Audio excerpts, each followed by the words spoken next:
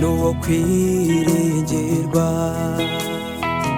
n'umugabo utajya uhemuka,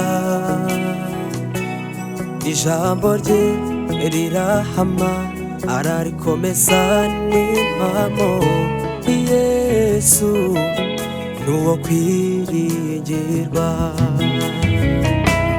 Uwiteka n'uwo kwiringirwa, n'umugabo utajya uhemuka, ijambo rye rirahama ararikomeza n'impamo. Yesu n'uwo kwiringirwa. Oya witinya mwana wanje, nzakujya imbere ahataringaniye maringanize. Oya witinya mwana wanje, nzakujya imbere ahataringaniye maringanize. Nzakujya imbere.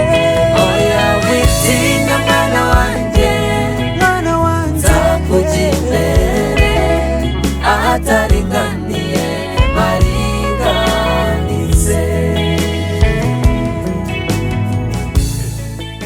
Rero gutaha ubukwe bwacu imyaka ibaye 6 mu budamu atatu, none uri kumbwira iby'Imana.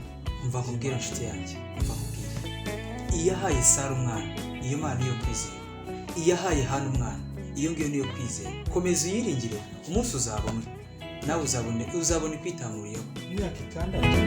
Iyo ahaye Sara umwana, iyo niyo kwizerwa. Iyo asatuye inyanja mo kabiri, imigambi yayihora ari myiza ku buzima bw'umuntu.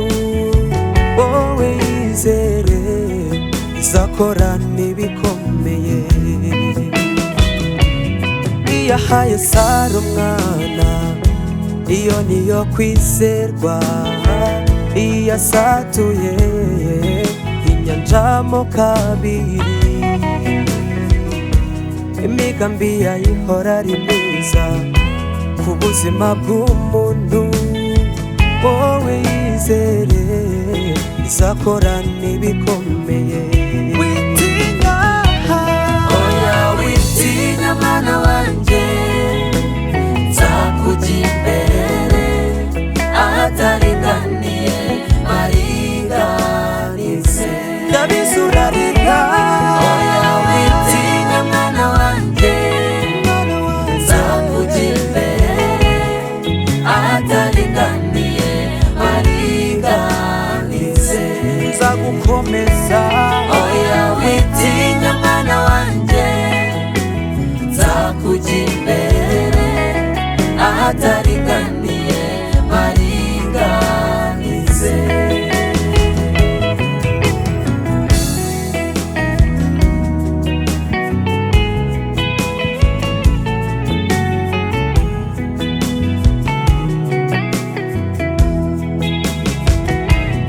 Ishyamba ry'inzitane, aho ubona nta nzira, jyewe ndi Imana ica inzira.